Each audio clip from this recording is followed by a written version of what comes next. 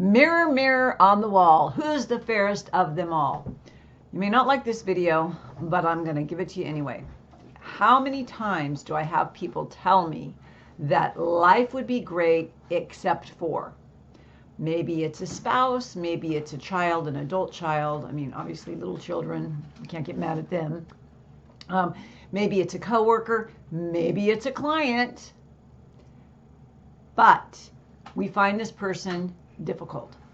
So work with me here. Imagine the person who most recently drove you batty, or someone who just typically always drives you a little bit nuts.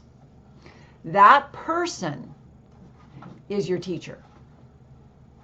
And what I mean by that is everything in our external world. This is a quantum science fact, and you cannot, and it's a neurological fact too. Neuroplasticity proves that everything that we see in our world has been filtered through our own memories, our own opinions, and our own expectations. It's a really crazy thing to think about. So if you see the world as doom and gloom and everyone's nasty, you did a lot of that yourself. You didn't do it on purpose, so don't get mad at me.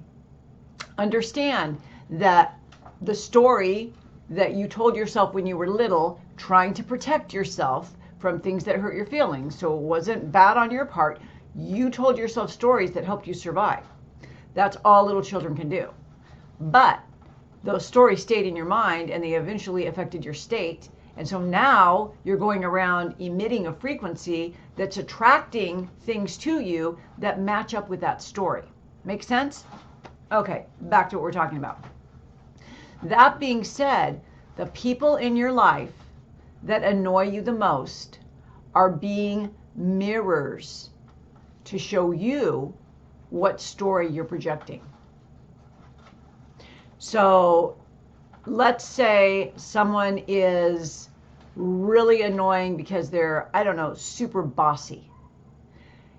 You have to look at your own life and you have to say, what part of me is bossy?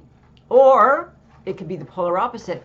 What part of me resents that person because I wish I had a little more sass. I wish I had a little more bossiness to me. It's always reflecting something back to you that you can implement, learn from, grow from, and become a better person. And you know what? Once you get the lesson, and sometimes it takes us a lifetime or more, probably 10 lifetimes, who knows?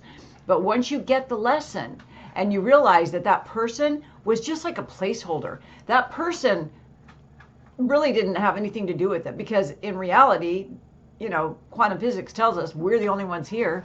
So everyone else is just a stagehand. So that person wasn't the reason that you felt annoyed and upset. It was your own subconsciousness being projected outward, being reflected back to you. So you got the clue, hey, you need to work on this. Okay? I know it's trippy. I know it's not what you want to hear. I don't like to hear it either, especially when it's someone that really ticks me off. But it is so important, and it's so liberating, because once we realize that no one is the enemy, oh boy, they sure make us feel like it, huh? All the division, all the politics, all the crime, they sure make it seem like there's a lot of division, but there really isn't. And I'm not an enlightened person to where I can be like, oh, everything's beautiful in the world. But I do know enough about quantum science and neuroscience to know that our reactions to things outside of us are, one, based on the stories that are in our own filters, our own brains, the energy that we emit, our frequency, and the powers that be that would prefer that we don't figure this stuff all out.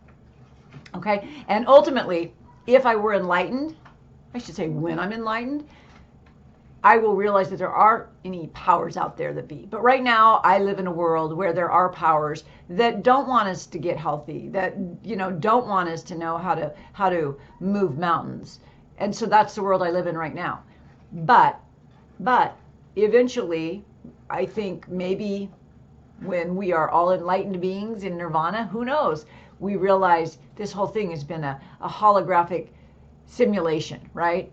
Stimulation, whatever.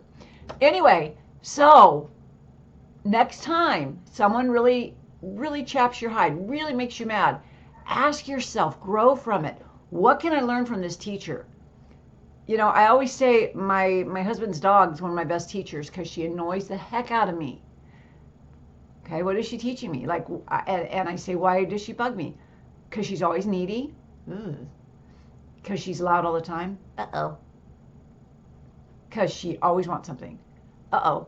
Right? Could those be reflections of me on some level? So it's a teacher. Everyone's a teacher. The people that drive us crazy are teachers. Okay? I hope you found that helpful. I don't know if you can hear her barking. My teacher is barking, so I have to go now. Thank you and have a beautiful day.